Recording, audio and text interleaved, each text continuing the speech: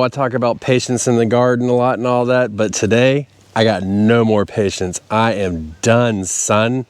It is time to make a change. You ever grown something and it just like, you're tired of waiting on it, tired of messing on it or something? This is gonna be my peas. I'm over it. Peas are turning into the great pea saga year for me. I usually grow snow peas, and this year, the past couple years, we've tried to grow snap peas or pole peas, you know, like regular sweet peas. And I'm not happy with the situation here. When I grow snow peas, I look on this bush and I could have probably a pound of snow peas, but I've got to wait for them to ripen, and it's just not worth it for the space. So I think I'm gonna start getting rid of it. And there's a couple things going on here. One, you see, they have just totally outgrown this trellis. They've gone out, they're going up. If we come over here, you can see that they're like falling over and they're all into the walkway and they're starting to shade things out. And I'm not having it. Plus, I want to get my black-eyed peas in. I'm really big into black-eyed peas. They're a great source for us, and these are showing signs of wearing down anyways. And I got uses for them, so what we do is we're going to take these peas and we're going to put them in our chicken coop. And since we're introducing, you know, intermingling our new chickens with our old chickens, this kind of gives them a break from each other, and the older chickens will focus on this while the newer chickens will be able to kind of function among the flock a little bit better. So I'm going to do it in stages, but you know, sweet potatoes and black-eyed peas are my two favorites. And I mean, you see those two sweet potatoes back there? They're getting shaded. That's not kosher. We can't have that. So I think it's best just to kind of maybe start over from scratch. You know, for me, this whole gardening thing is basically it's a race to get as much as you can growing. And something like this that just takes so long, especially at this time of year, it's just not really working for me very well. So I don't know, it's kind of frustrating. They come through and not really have, you know, the bounties that you would like from something like this. But I mean, hell, now I see we got aphids too, so this works out even better. So I'm trying to figure out where the bottom of this rig is. I mean, it's just like a mess because the wind took it and blew it all this way, and then it blew it that way, and then it came off the trellis, and it's just a knot. And I mean, if you look under here, you can see that all of this brown stuff, there's a couple of things going on here. One, here we go, is it's starting to shade out. So this is a good sign that the plant is ending its life cycle, and usually it's due to heat. So it's starting to shade out, which is not good. But then I start getting this powdery mildew on the leaves as well, which, as you know, if you've ever gardened for any amount of time, can be a real headache to deal with. So you want to try and get on top of that, and leaving it in the garden it doesn't do good. It'll cause it to fester.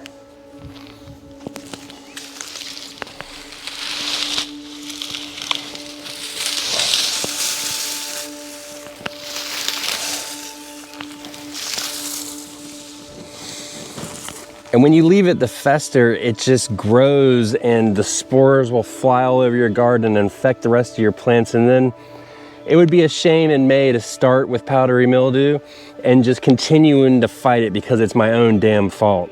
That would be a shame. So I want to stay on top of it and get ahead of it. The one thing about the peas, when you pull them up, leave the roots in the ground, because they got the nodules on the roots that will actually release nitrogen back into the soil. So it kind of helps feed it for the next crop. But I think it's gonna work out really good, because like I said, right behind this, we're gonna end up putting the black-eyed peas in, which is super on our part.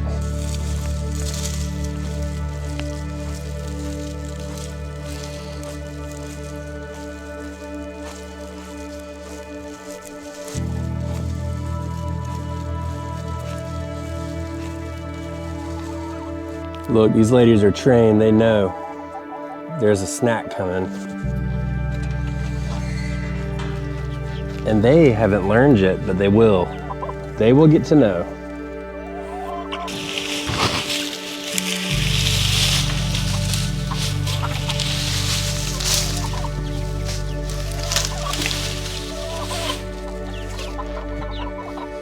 So it'll take them probably all day to eat this, roughly,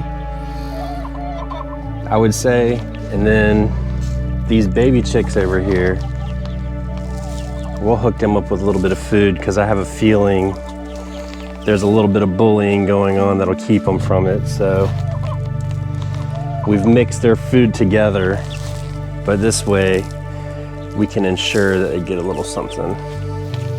One thing I'll say when you get chickens is make sure you hold them a lot when they're young, because this one really likes to be held right now. She really wants to love, because I think she's having a hard time, and she obviously wants to moon you guys too, so check that out. But yeah, they'll jump out of the coop and jump right into our arms because they're used to it. And so that when you go into the coop, it makes it a lot easier to manage them and deal with them and handle them and stuff like that. So it ain't always rosy out here. I mean, sometimes you plant stuff and it doesn't work out. And if you just see disease getting on something or insects really tearing it up, like the best advice you could ever get, and that I've gotten, is like, get it out of there. Because you're just causing problems later in the season, and especially now, as early as it is. Like, sometimes you gotta know when to hold them and when to fold them, you know? And right now, it looks like we removed about, I don't know, about a quarter to half of the peas, and look at the difference it's made on these sweet potato plants. I mean, look at that. They're now in full sun. They're getting all the sun they need.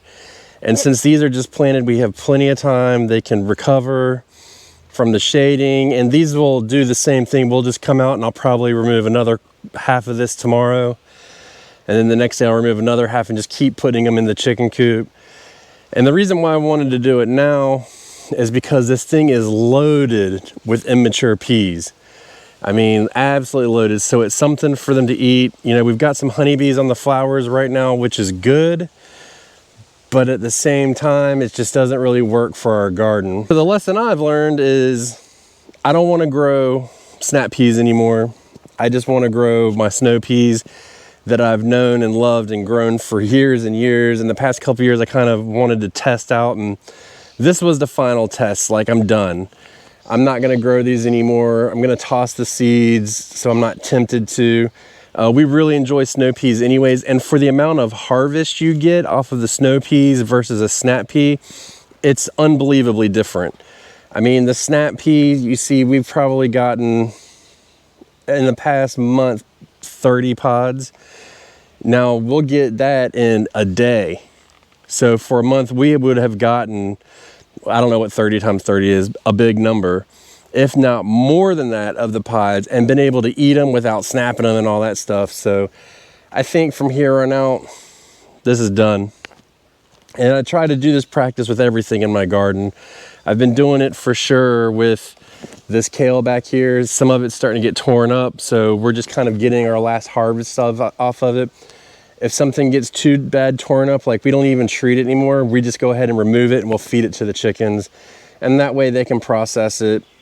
The eggs won't be in it. We'll have stuff for our compost, and it works out all the way better. So I'm super curious to know, is there anything that you guys have done to pull out of your garden if it's not producing or infected or anything like that? And was it hard for you to do? Because I know at first for me, it was like almost impossible to do. I mean, I'd look at a plant and be like, man, there's so many peas on there.